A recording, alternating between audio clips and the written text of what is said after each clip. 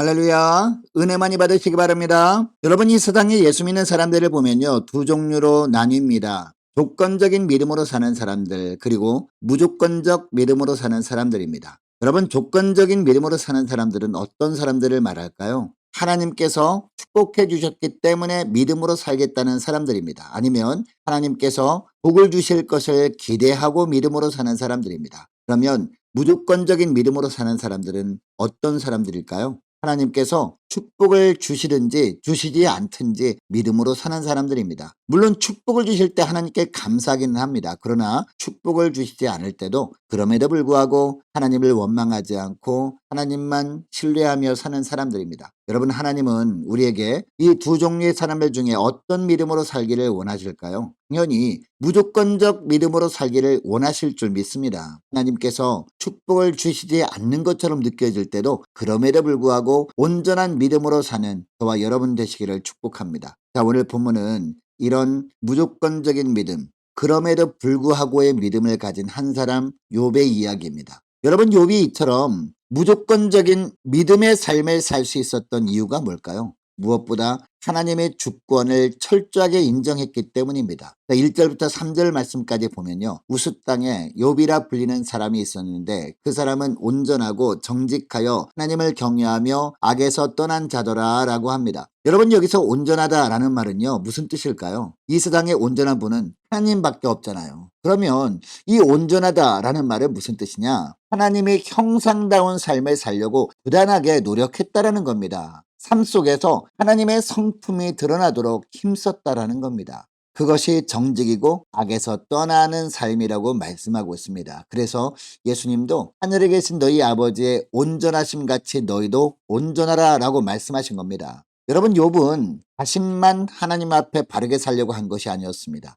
4절부터 5절까지 보니까 자녀들도 주 앞에 거룩하게 살도록 했던 사람이 욥이었습니다. 자, 4절부터 5절 말씀을 보시기 바랍니다. 그의 아들들이 자기 생일에 각각 자기의 집에서 잔치를 베풀고 그의 누이 3명도 청하여 함께 먹고 마시더라. 그들이 차례대로 잔치를 끝내면 욥이 그들을 불러다가 성결하게 하되 아침에 일어나서 그들이 명수대로 번제를 드렸으니 이는 욥이 말하기를 혹시 내 아들들이 죄를 범하여 마음으로 하나님을 욕되게 하였을까 함이라. 욥의 행위가 항상 이러하였더라 라고 합니다. 여러분, 당시 욥은 부자였습니다. 자녀들 생일잔치를 하면 많은 사람을 초청했을 겁니다. 그리고 즐겁게 놀면서 생일을 축하했을 겁니다. 그런데 잔치가 다 끝난 후에는 하나님께 번제를 드렸다라고 하고 있습니다. 그 이유가 무엇일까요? 자녀들을 하나님 앞에서 정결케 하기 위해 그렇게 한 겁니다. 구체적인 이유가 5절 하반절에 나오는데요. 자, 5절 하반절 말씀 보시기 바랍니다. 혹시 내 아들들이 죄를 범하여 마음으로 하나님을 욕되게 하였을까 함이라. 욥의 행위가 항상 이러하였더라 라고 하고 있습니다. 자녀들이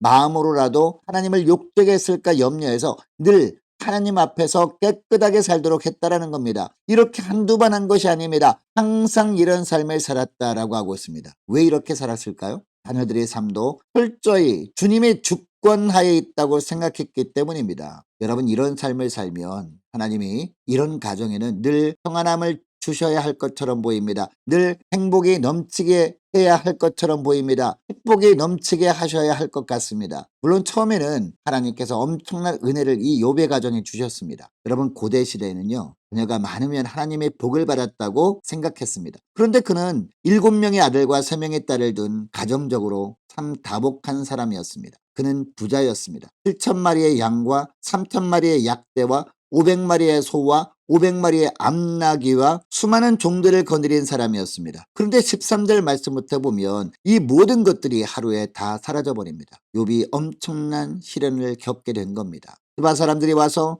소와 나귀를 다 빼앗아갔습니다. 하늘에서 불이 내려 양과 종들이 다 타 죽어버렸습니다. 이번에는 갈대아 사람들이 와서 약대를 다 빼앗아가 버렸습니다. 그리고 강한 돌풍이 불어서 10명의 아들, 딸들이 한꺼번에 죽는 참사를 겪는 등 순식간에 집안이 아수라장이 되어버리고 말았습니다. 이러한 일들이 한날에 연이어서 벌어진 겁니다. 여러분, 이러한 절망적인 상황에서 욥이 어떤 반응을 보입니까? 20절부터 22절 말씀을 보시기 바랍니다. 욥이 일어나 겉옷을 찢고 머리털을 밀고 땅에 엎드려 예배하며 이르되 내가 모태에서 알몸으로 나와 싸운즉 또한 알몸이 그리로 돌아가올지라. 주신 이도 여호와시오 거두신 이도 여호와시오리. 여호와 이름이 찬송을 받으실지니이다 하고 이 모든 일에 욥이 범죄하지 아니하고 하나님을 향하여 원망하지 아니하니라 라고 합니다. 갑자기 당한 시련 속에서 비록 욥은 옷을 찢고 머리털을 밀며 슬퍼하기는 했습니다. 그러나 하나님을 향하여 원망하지는 않았다는 겁니다. 입술을 열어 범죄하지 않았다는 겁니다. 오히려 땅에 엎드려서 하나님께 경배하며 하나님께 예배를 드립니다. 그리고 주신 분도 여호와시며 가져가신 분도 여호와이심을 고백합니다.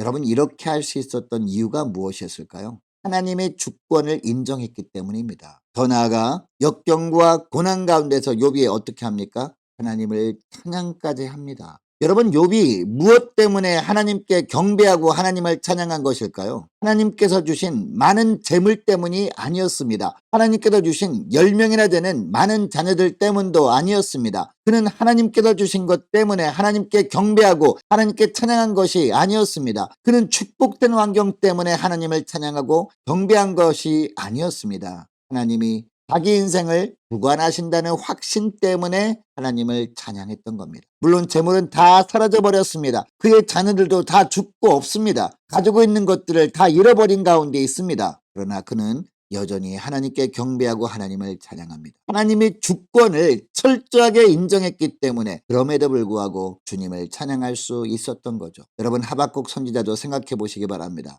하박국 3장 17절과 18절 말씀해 보면 하박국이 이런 고백을 합니다. 비록 무화과 나무가 무성치 못하며 포도나무에 열매가 없으며 감람나무에 소출이 없으며 밭에 식물이 없으며 우리의 양이 없으며 외양간에 소가 없을지라도 나는 여호와를 인하여 즐거워하며 나의 구원의 하나님을 인하여 기뻐하리로다 라고 합니다. 여러분, 하박국이 이런 고백을 할 수 있었던 이유가 무엇이었을까요? 자신의 모든 인생 다 주님의 주권하에 있음을 확신했기 때문입니다. 그런데 여러분, 우리 주위에 보면 하나님을 믿는다고 하면서도 주위에 조그만 일에도 일희일비하며 흔들리는 사람들이 있습니다. 환경이 어렵고 힘들 때는 징징거리며 하나님을 원망하고 불평합니다. 그러다가 환경이 좋아지고 모든 것이 잘 풀릴 때는 주님을 믿고 주님을 의지하며 살아간다고 합니다. 여러분, 왜 이렇게 살아갈까요? 하나님의 주권을 인정할 수 없기 때문에 이렇게 하는 것 아니겠습니까? 하나님이 일단 주셨다면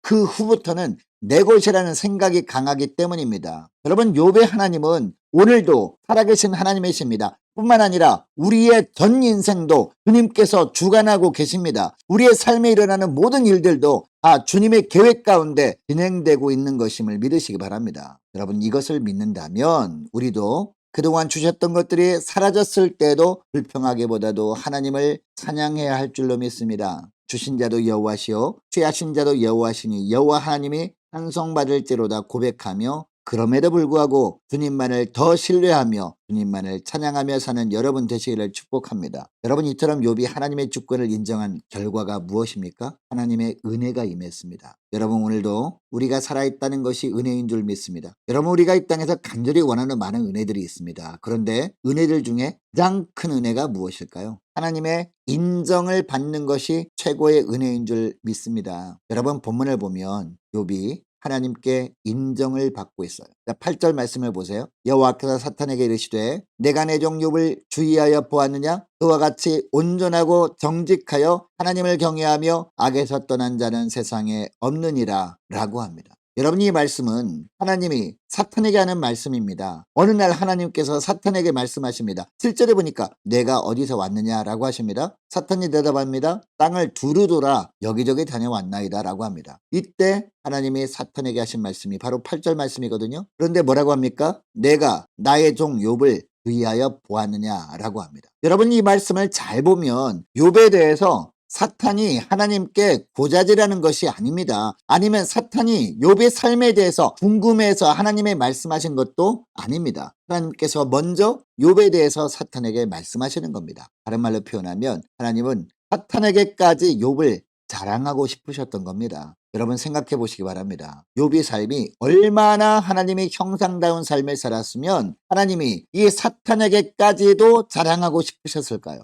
여러분, 우리가 믿음 생활할 때도 마찬가지라고 생각합니다. 이 땅에 수많은 예수 믿는 사람들이 있어요. 그러나 우리가 분명히 알아야 할 것이 있습니다. 하나님의 자녀라고 해서 하나님은 모든 자녀를 자랑하고 싶어 하시지는 않는다는 겁니다. 어떤 자녀는 자꾸 하나님 속만 썩입니다. 이런 자녀가 있다면 주님도 좀 멈추고 싶지 않을까요? 그러나 욥처럼 어떻게 하든지 하나님의 형상다운 삶을 살고자 애쓰는 사람이 있다면 여러분, 하나님은 오늘날도 그 자녀를 자랑하고 싶어 할 줄 믿습니다. 여러분, 어떤 사람이 하나님께 영광이 될까요? 물어보나마나 아닙니까? 하나님이 자랑하고 싶어하는 자녀가 하나님께 영광이 되는 줄 믿습니다. 하나님의 마음에 합한 자녀가 하나님의 영광이 되는 줄 믿습니다. 여러분, 이것을 기억하시고 하나님께서 자랑하고 싶어하는 믿음의 사람들 다 되시기를 주 이름으로 축복합니다. 은혜 중에 가장 값진 은혜를 받아 누리는 저와 여러분 되시기를 축복합니다. 그리고 여러분, 하나님이 욥을 자랑하고 싶으셨던 것은요,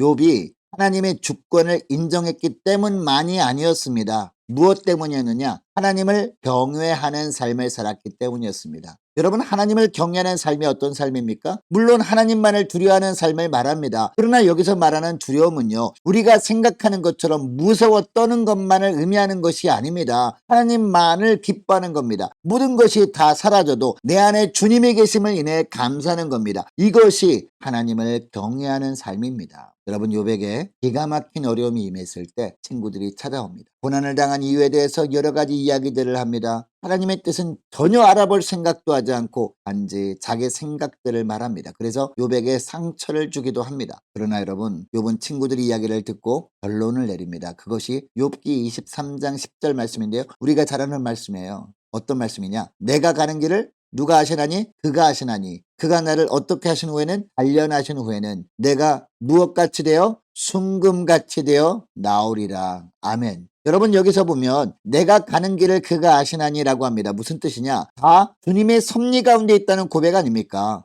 그리고 그가 나를 단련하신 후에는 이라고 합니다. 무슨 이야기냐? 지금 현재 당하는 고난이 하나님이 나를 더 아름다운 믿음의 사람으로 세우시는 과정이라는 겁니다. 그리고 내가 순금같이 되어 나오리라 라고 고백합니다. 이 구절을 한마디로 하면요, 내 인생을 가장 바른 길로 인도하셔서 결국 가장 아름다운 삶을 살게 하실 하나님, 그분을 찬양합니다. 이런 뜻입니다. 여러분, 하박국 선지자도 다시 생각해 보시기 바랍니다. 하박국은 모든 것이 다 없어진 상황 속에서도 불평하지 않았습니다. 오히려 기뻐했습니다. 모든 것을 하나님이 다 가져가신 후에도 하나님으로 인해 기뻐하고 즐거워했습니다. 이것이 진정 하나님의 주권 아래 있는 성도의 자세인 줄 믿습니다. 이런 성도들을 주님은 사랑하고 싶어 하시는 거예요. 사랑하는 여러분, 여러분들은 무엇 때문에 기뻐하십니까? 무엇 때문에 즐거워하십니까? 좋은 직장에 다니고 사업은 순풍에 돛단 듯 잘 될 때는요, 누구나 기뻐할 수 있어요. 하는 일마다 잘 될 때, 그때는 누구나 하나님을 찬양하고 기뻐할 수 있습니다. 문제는 하박국 선지자처럼